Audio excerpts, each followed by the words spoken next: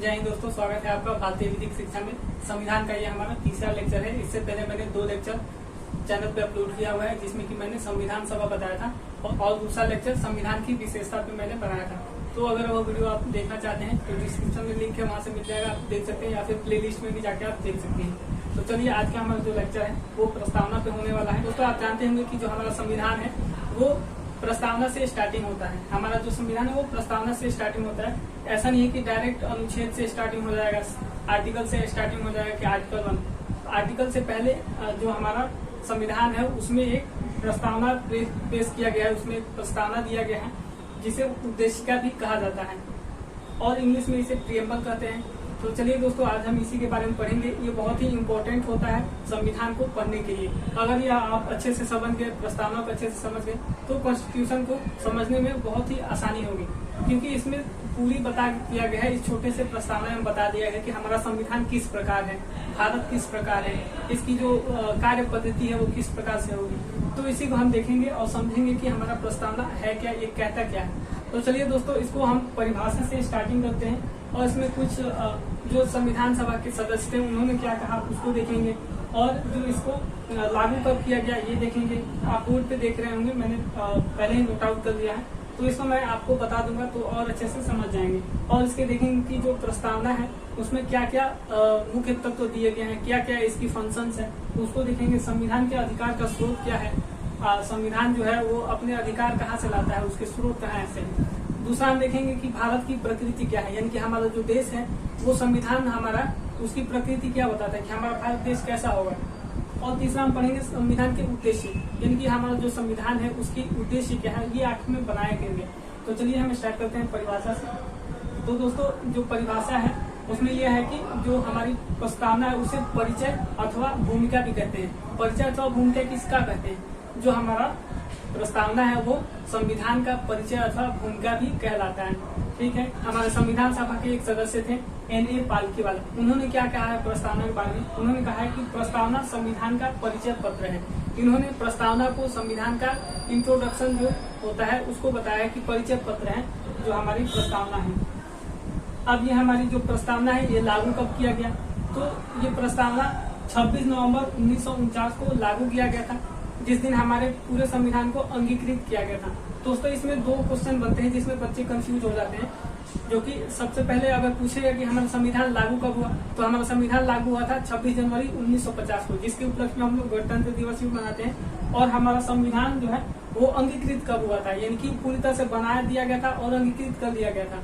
इसको मैंने एक शॉर्ट वीडियो में बताया भी है, तो आपने वो वीडियो देखा होगा तो आपको पता होगा। 26 नवंबर 1949 को हमारा संविधान अंगीकृत किया गया था। इसी के उपलक्ष्य में हम संविधान दिवस मनाते हैं 26 नवंबर को। अगला देखते हैं कि इसे लाया कैसे गया। तो इसे पंडित नेहरू द्वारा बनाया और पेश किया गया था। 13 दिसंबर 1946 को संविधान सभा के समक्ष इसको पेश किया गया था। पंडित जवाहरलाल नेहरू ने इसे पेश किया था कि ये हमारे संविधान की उद्देशिका होगी। ठीक है। उसके बाद आप देख सकते हैं कि इसको लाया कहाँ से गया। तो ये मुख्यतः 2 देशों से मिलकर यानी कि उठा के समझ लीजिए कि लाया गया है। पहला तो है जो इसकी कॉन्सेप्ट है, यानी कि जो प्रस्तावना की कॉन्सेप्ट है वो US अमेरिका से लाया गया था, और इसकी जो शब्द हैं, जो भी इसकी शब्द प्रणाली है उसे ऑस्ट्रेलिया से लिया गया था। इसमें मैं लिख देता हूँ, कॉन्सेप्ट जो है वो US से लाया गया था और शब्द जो है इसका वर्ड्स ऑस्ट्रेलिया से लाया गया था। ठीक है। आगे हम देखते हैं इसमें और क्या क्या पढ़ने हैं हमें। तो संविधान के अधिकार की स्रोत, ये स्रोत कहाँ से लाता है, इसके स्रोत क्या है, संविधान के अधिकार की स्रोत क्या है, भारत की प्रकृति क्या होगी, नेचर ऑफ इंडिया क्या है। अगला है संविधान के उद्देश्य, जो हमारा संविधान बनाया गया उसके उद्देश्य क्या है। तो चलिए इससे पहले हम देखते हैं कि हमारी संविधान की जो प्रस्तावना है वो अभी अपने मूल रूप में कैसे है। तो आपको स्क्रीन पे दिख रहा होगा दोस्तों, हमारी प्रस्तावना अपने मूल रूप में कुछ इस प्रकार है। यह हम भारत के लोग से स्टार्ट होता है, यानी कि इसका जो शुरुआत है वह हम भारत के लोग से शुरू होता है। तो चलिए एक बार इसको पढ़ के देख लेते हैं क्या बताती है हमारी प्रस्तावना। हम भारत के लोग भारत को एक संपूर्ण प्रभुत्व संपन्न, समाजवादी, धर्मनिरपेक्ष, लोकतांत्रिक गणराज्य बनाने के लिए और इसके समस्त नागरिकों को सामाजिक, आर्थिक और राजनीतिक न्याय, विचार अभिव्यक्ति, धर्म, विश्वास व उपासना की स्वतंत्रता, प्रतिष्ठा और अवसर की समता प्राप्त कराने के लिए तथा व्यक्ति की गरिमा और राष्ट्र की एकता तथा अखंडता सुनिश्चित करने वाला बंधुत्व बढ़ाने के लिए दृढ़ संकल्पित होकर अपनी संविधान सभा में आज दिनांक 26 नवंबर 1949 को एतद द्वारा इस संविधान को अंगीकृत, अधिनियमित और आत्मार्पित करते हैं। तो चलिए दोस्तों, हम फिर से बोर्ड पे चलते हैं और इसमें जो भी आप देख रहे होंगे मैंने हाईलाइट किया है, जो भी शब्द इनके क्या मतलब है, इन सभी को हम लोग डिटेल में पढ़ेंगे बोर्ड पे। तो दोस्तों, हम लोगों ने देखा हमारे संविधान की जो प्रस्तावना है वो स्टार्टिंग कहाँ से हो रहा है, तो हम भारत के लोग, इंग्लिश में होगा we the people of India, यानी कि हमारा जो संविधान की जो प्रस्तावना है वो कहाँ से शुरू हो रहा है, हम भारत के लोग, यानी कि जो संविधान की जो प्रस्तावना है वो हम भारत के लोग से शुरू हो रहा है, यानी कि जो भी शक्तियां हैं, जो भी चीजें हैं वो भारत के लोगों से मिलती हैं, इसलिए अधिकार के जो स्रोत हैं वो भारत की जनता से जो संविधान को शक्तियां प्राप्त होती हैं। ठीक है दोस्तों, इसके पहले हम लोगों ने देखा था कि हम इसमें क्या क्या देखेंगे, तो अधिकार के स्रोत देखेंगे, भारत की प्रकृति और संविधान के उद्देश्य, और हम लोगों ने दोस्तों प्रियम्बल में और क्या क्या पढ़ा, इसमें कई सारे बहुत सारे इम्पोर्टेंट जो वर्ड्स थे उसको हम देखेंगे क्या क्या वर्ड्स थे। तो ये थे संप्रभुता यानी कि सॉवरेन, समाजवादी, धर्मनिरपेक्ष, जिसे पंथ निरपेक्ष भी बोलते हैं।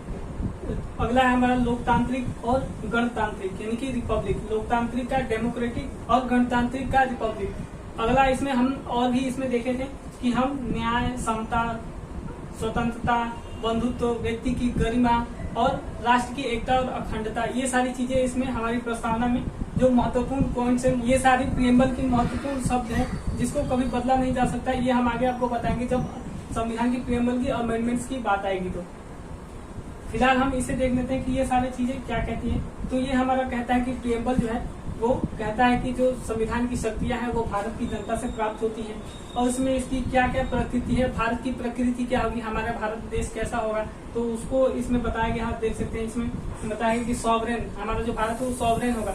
इनकी सॉवरेन का मतलब दोस्तों आप लोगों ने पॉलिटिकल साइंस में पढ़ा होगा कि प्रभुत्व, संप्रभु आपने पढ़ा होगा। तो इसे हम देखते हैं, संप्रभु का मतलब है कि जो भारत है किसी के अधीन नहीं है, यानी कि अब किसी का गुलाम नहीं है। जैसे पहले हम लोग ब्रिटेन के गुलाम हुआ करते थे, इंग्लैंड के गुलाम हुआ करते थे, तो अब हम जो है किसी के अधीन नहीं है, ना ही हम किसी के डोमिनियन है, यानी कि हमारे अंडर में कोई देश नहीं है, यानी कि हम और किसी और पे जो है राज नहीं करते हैं, इनकी किसी और को हम अधिकृत नहीं किए हुए हैं। तो संप्रभुत्व का मतलब होता है, आप लोगों ने पॉलिटिकल साइंस में अच्छे से पढ़ा होगा, इसका मतलब होता है कि हम जो अपनी आंतरिक या बाह्य जो भी निर्णय लेना होगा उसके लिए हम सब स्वतंत्र हैं। इसमें हम किसी की अनुमति का इंतजार नहीं करेंगे, किसी की अनुमति मिलेगी तब हम इसमें क्या करेंगे, अपने निर्णय लेंगे, बाह्य आंतरिक जो भी देश के अंदर की जो भी निर्णय है, या फिर देश के बाहर की यानी कि समुद्री से रिलेटेड जो भी समुद्र से, हवा से, ये सब देश के बाहर की हो जाती है। तो या फिर किसी देश से व्यापार की जो भी निर्णय है ये हम अपने से ले सकते हैं। ये हमारे पूर्ण रूप से हम स्वतंत्र हैं अपने निर्णय, आंतरिक और बाह्य निर्णय लेने के लिए। दूसरा है समाजवादी, सोशलिस्ट, यानी कि हमारा भारत देश कैसा होगा, तो समाजवादी होगा, सोशलिस्ट होगा। इसमें दोस्तों हम लोगों ने पॉलिटिकल साइंस में पढ़ा था कार्ल मार्क्स का सोशलिस्ट थ्योरी। तो उन्होंने कहा था कि ये जो अमीर और गरीब के बीच की जो दूरी है वो बहुत ज्यादा है। जो अमीर है वो गरीब को दबाता है, तो जो संघर्ष करना पड़ता है गरीब को एक सामान आने के लिए, तो इसमें उससे रिलेटेड नहीं है, ये उससे थोड़ा सा मिलता जुलता है। बाकी सारी चीजें ये सोशलिस्ट की जो थ्योरी है वो गांधीयन थ्योरी है, जो गांधी की थ्योरी थी, गांधी जी की जो थ्योरी थी उस पे ये रिलेटेड है। ये उनकी थ्योरी पे काम करता है। जो हमारा संविधान की जो सोशलिस्ट शब्द है, समाजवादी शब्द है, इसमें यह है कि जो सबको समानता दिया जाएगा, एक समान होंगे, तो इससे हमारा तात्पर्य ये है समाजवादी से, ये कार्ल मार्क्स वाली समाजवाद नहीं है। दूसरा है हमारा धर्मनिरपेक्ष। दोस्तों हमारा जो धर्मनिरपेक्ष और समाजवादी शब्द है ये 42वें संविधान संशोधन 1976 में जोड़ा गया, यानी कि जो हमारा मूल जो भी प्रस्तावना था जब बनाया गया, जब इसे अंगीकृत किया गया था 26 नवंबर 1949 को, उसमें ये 3 शब्द नहीं थे, इसे बाद में जोड़ा गया 42वां संविधान संशोधन 1976 में, जो कि 3 शब्द थे, समाजवादी, धर्मनिरपेक्ष और अखंडता, जो कि हम इधर पढ़ेंगे। अखंडता भी इसके मुख्य शब्द हैं, तो इसको हम देखेंगे। तो इसका धर्मनिरपेक्ष का मतलब हम देख लेते हैं कि धर्मनिरपेक्ष से क्या कहना चाहता है, जो हमारा संविधान की प्रस्तावना है वो क्या कहना चाहता है। तो ये कहता है कि जो धर्मनिरपेक्ष है, हमारा जो देश होगा उसका कोई अपना धर्म नहीं होगा। जैसे दोस्तों आप लोगों ने बहुत सारे ऐसे देश सुने होंगे कि मुस्लिम कंट्री है, जैसे पाकिस्तान अपने आप को मुस्लिम कंट्री घोषित कर रखा है, और भी बहुत सारे जो देश हैं वो मुस्लिम कंट्री अपने आप को घोषित कर रखे हैं। नेपाल जो है वो अपने आप को हिंदू राष्ट्र घोषित किया हुआ है। हमारा जो संविधान है वो कहता है कि भारत का कोई भी अपना धर्म नहीं होगा, ये धर्मनिरपेक्ष है। इसमें दोस्तों लोगों की धर्म होगी, लोगों को अपने धर्म की स्वतंत्रता होगी, जो कि हम आगे पढ़ेंगे। फंडामेंटल राइट्स में दिया गया है कि आप स्वतंत्र हैं किसी भी धर्म को मानने के लिए, उसको प्रैक्टिस में लाने के लिए, तो हम आगे पढ़ेंगे। लेकिन हमारा जो देश है उसकी कोई भी धर्म नहीं होगी, ये धर्म निरपेक्ष होगा, सभी धर्मों का सम्मान करेगा। लेकिन ऐसा नहीं है कि इसका कोई अपना धर्म होगा हमारे देश का। दूसरा है लोकतांत्रिक होगा। तो दोस्तों लोकतांत्रिक होगा हमारा देश, यानी कि लोगों से चलेगा। जैसे आप लोगों ने अब्राहम लिंकन का पढ़ा होगा, जो डेफिनेशन है कि जो सरकार होती है, लोकतंत्र की जो सरकार होती है वो लोगों के द्वारा होती है, लोगों के लिए होती है और लोगों का होता है। तो जो हमारा देश है वो लोकतांत्रिक होगा, डेमोक्रेटिक होगा। इसमें चुनाव होंगे लोगों द्वारा, प्रत्यक्ष और अप्रत्यक्ष रूप से किसी तरह से भी चुनाव होंगे, लेकिन ये लोकतांत्रिक होगा, ये राजशाही नहीं होगा। अगला है दोस्तों गणतांत्रिक, यानी कि रिपब्लिक। ये दोस्तों दोनों जो सेम दिखता है, दिखने में लोकतांत्रिक और गणतांत्रिक दोनों सेम दिखता है, लेकिन इस दोनों में छोटा सा अंतर होता है। गणतांत्रिक जो होता है इसमें जो राष्ट्र प्रमुख होते हैं, जैसे कि हमारे देश में राष्ट्र प्रमुख राष्ट्रपति हैं, तो राष्ट्र प्रमुखों की जो उनकी आने की जो प्रक्रिया होती है, जैसे कि हमारे जो राष्ट्रपति हैं वो चुन के आते हैं। अगर वो वंशानुगत आते हैं तो हमारा देश जो है वो गणतांत्रिक नहीं रहता। अभी हमारा देश गणतांत्रिक है क्योंकि इसके जो राष्ट्र प्रमुख है, जो हमारे राष्ट्रपति है, वो चुनाव द्वारा आते हैं, जनता के द्वारा चुन के आते हैं। हमारे देश में जो राष्ट्रपति की चुनाव है वो अप्रत्यक्ष रूप से होता है, प्रत्यक्ष रूप से नहीं होता है, यानी कि जनता डायरेक्ट वोट नहीं करती है राष्ट्रपति को, बल्कि जनता द्वारा चुने हुए प्रतिनिधियों द्वारा राष्ट्रपति को चुना जाता है। जैसे कि अभी पीछे में 18 तारीख को हमारे देश में चुनाव हुआ है राष्ट्रपति का, और आज की दोस्तों हमारी जो राष्ट्रपति है वो द्रौपदी मुर्मू बन चुकी हैं, जो अब हमारी देश की अभी फिलहाल की राष्ट्रपति हैं। ठीक है, अगला देखते हैं दोस्तों संविधान की उद्देश्य। इसकी उद्देश्य क्या है, संविधान का उद्देश्य क्या है, ये बनाया क्यों गया? तो पहला है न्याय, जस्टिस दिलाने का इसका उद्देश्य है। जो भी भारत के लोग हैं उनको जस्टिस दिलाएगा। इसको अलग अलग क्षेत्र हैं, किस किस लिए जस्टिस आपको मिलेगा, तो ये मैं अभी आगे आपको बताऊंगा। इसमें बोर्ड में जगह नहीं था तो मैंने नहीं लिखा है, इसको अलग से अभी मैं आपको बता रहा हूँ। अगला है स्वतंत्रता, लिबर्टी। तीसरा है दोस्तों समता, इक्वालिटी, यानी कि सभी लोग बराबर होंगे, समान होंगे। और स्वतंत्रता का यानी कि सभी लोग स्वतंत्र होंगे, और स्वतंत्रता का मतलब ये नहीं है कि सभी लोग जो मन करे वो करें, जिसको जो मन करे वो करे, किसी का मर्डर करके बोल दे हम तो स्वतंत्र हैं, ऐसा नहीं है। संविधान में जो भी दायरा दिया गया है उसके अंदर ही आप स्वतंत्र है, संविधान से बाहर आप नहीं जा सकते हैं। ऐसा नहीं है कि आप किसी का मर्डर करते हैं और बोल दे कि हम तो स्वतंत्र हैं, तो ऐसा बिल्कुल नहीं है। आपको असंवैधानिक कार्य करने के लिए स्वतंत्रता प्रदान नहीं किया गया है। अगला है दोस्तों बंधुत्व, फ्रेटर्निटी। हमारा जो संविधान है ये कहता है कि हम आपस में भाईचारा बना कर रहे हैं, आपस में हमारी जो बंधुत्व है वो मजबूत रहे, आपस में हम भाईचारा के साथ रहें। अगला है दोस्तों व्यक्ति की गरिमा। आर्टिकल 21 में यानी कि अनुच्छेद 21 में बताया गया है कि व्यक्ति की गरिमा होगी, जो भी व्यक्ति होंगे वो गरिमामय जीवन जीने के लिए स्वतंत्र हैं, उनकी गरिमा को कोई ठेस नहीं पहुंचाएगा। आर्टिकल 21 में प्रावधान किया गया है। हम आगे जब पढ़ेंगे तो आर्टिकल वाइज सभी को पढ़ेंगे और देखेंगे। अभी दोस्तों देखते हैं, अगला है राष्ट्र की एकता और अखंडता। हमारे प्रस्तावना में ये भी कहा गया है कि राष्ट्र की एकता और अखंडता को हम बनाए रखेंगे। ऐसा कोई भी हेट स्पीच नहीं देंगे, ऐसा कोई भी कृत्य कार्य नहीं करेंगे जिससे कि हमारी राष्ट्र की एकता और अखंडता पे आ जाए।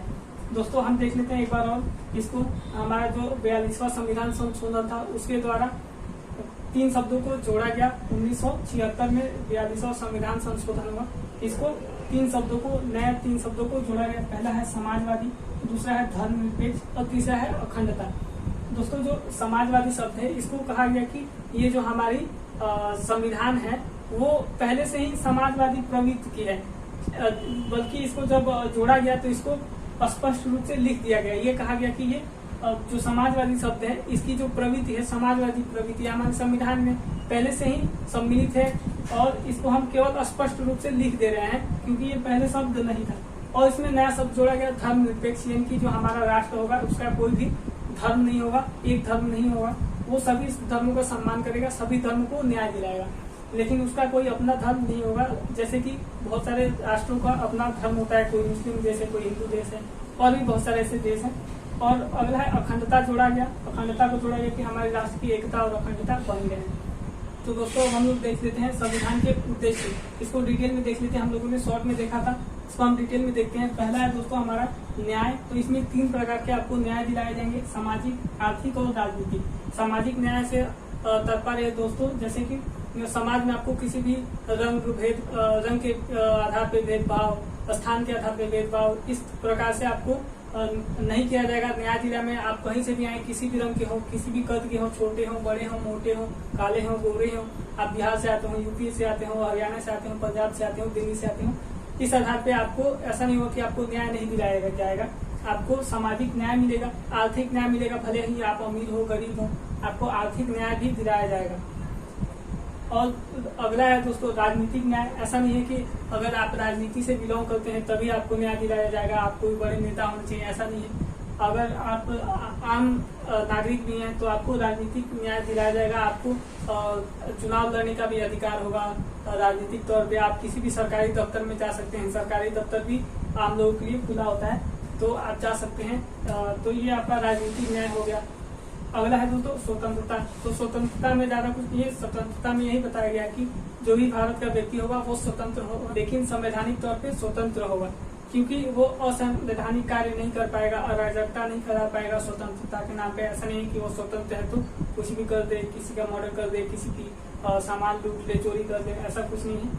तो अगला है दोस्तों समता, इनकी समानता, राइट टू इक्वलिटी हम लोगों को पढ़ना है दोस्तों आगे, फंडामेंटल राइट्स में पढ़ना है। तो उसी के इसमें कुछ अनुच्छेद मैंने बता रखे हैं, आप देख सकते हैं यहाँ पे। विधि के समक्ष समता, यानी कि जो भी व्यक्ति होंगे वो लॉ के सामने सभी लोग जो बराबर होंगे, एक समान होंगे। विधि के समक्ष समानता आर्टिकल 14 में दिया गया है।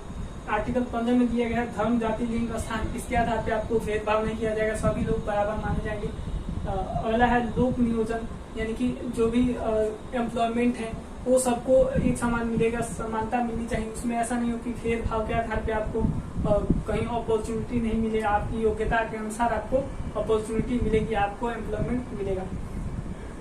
अगला है दोस्तों अस्पृश्यता का अंत, यानी कि जो छुआछूत पहले था अब तो बहुत कम हो गया है, फिर भी अभी भी हमारे देश के पिछले एरिया में छुआछूत अभी भी है। तो इस तरह की जो अस्पृश्यता है उसका अंत किया जाए, तभी तो एक समान होंगे सभी लोग, क्योंकि ये समता में हम लोग पढ़ रहे हैं, राइट टू इक्वालिटी इसमें हम पढ़ रहे हैं। तो अगला है उपाधियों का अंत। जो भी उपाधि होते थे जिसको लोग बहुत ही अहंकारी तौर पे देखते थे, उनका अंत कर दिया जाए, ठीक है। अगला इसमें दोस्तों एक और, ये तो हो गया सामाजिक समता, और एक इसमें और हो जाएगा राजनीतिक समता होगा।